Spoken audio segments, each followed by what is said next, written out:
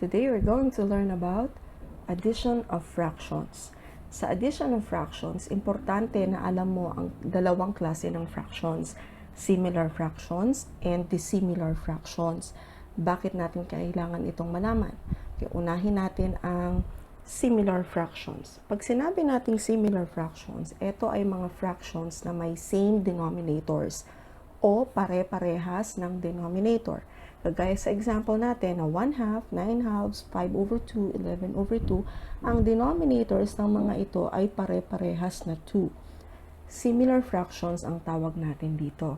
Now, sa addition of fractions, ang pwede lamang nating i-add ay ang mga fractions na similar fractions.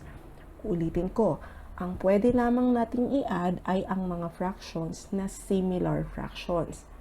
Halimbawa, kung mayroon kang 2/5 plus 1/5, ang 2/5 at 1/5 ay similar fractions, kaya maaari natin itong i-add. Ganito lamang ang iyong gagawin. Ipag-plus mo ang 2 at 1, and then copy the common denominator 5. So 2 plus 1 is 3/5. That's the answer. Another example. Let's say you have -3/10 plus 4/10. Again, they are similar fractions kasi parehas ang denominator. So, ang kailangan mo lang i-add ay yung -3 at 4 and then copy 10. Okay, so applying what you have learned in addition of integers, -3 plus 4 will result to 1 and then copy 10. So, 1/10. Another example, 15/9 plus -12/9. Same procedure as number 2. 15 plus -12 and then copy 9. So 15 plus -12, that will be 3/9. Kaya lang, ang 3/9 ay pwede pang isimplify. Tandaan natin na ang mga sagot natin ay dapat laging naka-lowest term. So pag sinimplify natin ang 3/9, this will be equivalent to 1/3. Paano naman kung dissimilar fractions? Okay, pag sinabi nating dissimilar fractions, ito yung mga fractions na may different denominators. Different denominators, ibig sabihin, iba-iba ng denominators, kagaya ng ating examples. So, meron tayong 3/2, 4/7, -5/12, at -1/5. So, kung mapapansin mo, ang denominators natin ay 2, 7, 12, and 5.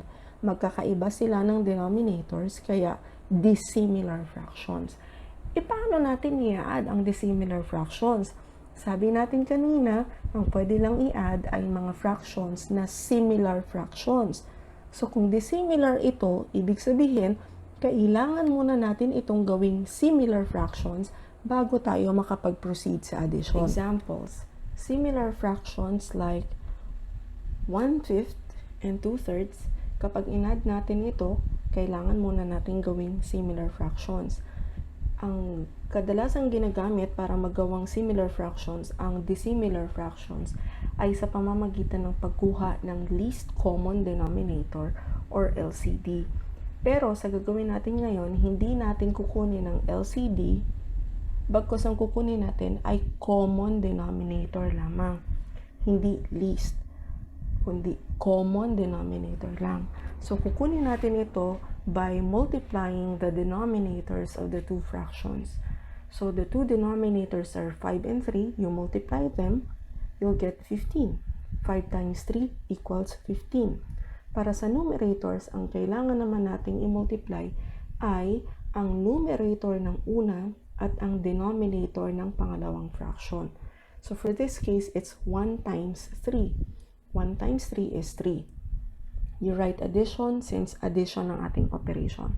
And then for the next numerator, it will be 5 times 2. The denominator of the first fraction multiplied by the numerator of the second fraction. So 5 times 2 is 10. Now, pag nakuha mo na yan, ang kailangan mo na lang gawin ay i-add ang 3 and 10 and then copy 15. So for the answer, it will be 13/15. Another example, -4/7 plus 5/2. It's another example of dissimilar fractions. So, gagawin natin similar fractions ito again by multiplying the denominators 7 and 2.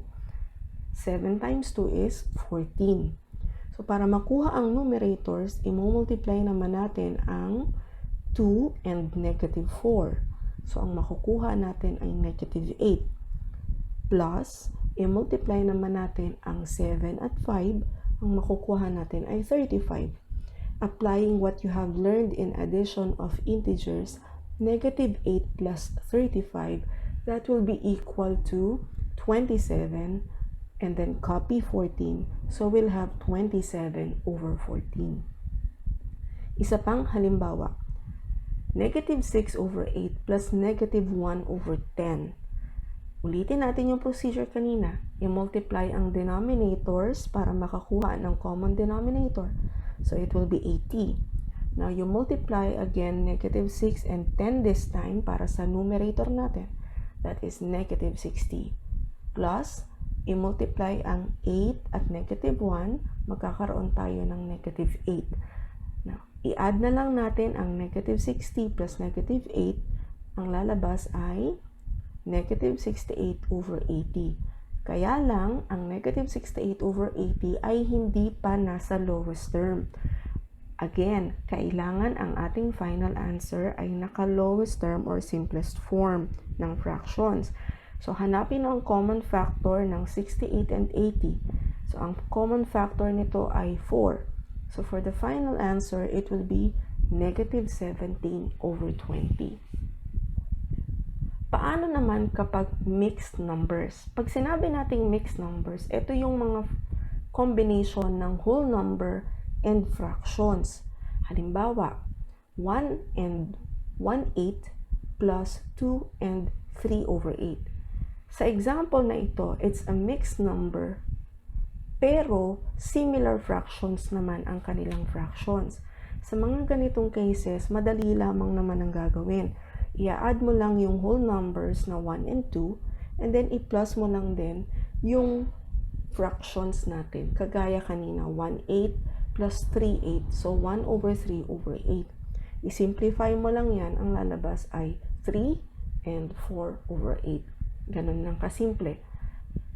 Pero, kapag ang ating fractions ay kagaya nito, negative 2 and 1/3 plus 6 and 4 over 3, similar fractions pero magkaiba ng signs, hindi na natin pwedeng gawin yung kagaya ng ginawa natin sa example number 1.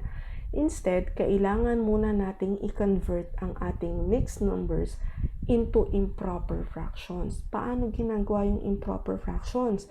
Paano nakuha yung negative 7 over 3? Ang negative 7 over 3 ay nakuha by multiplying 2 times 3, 2 and 3, plus 1.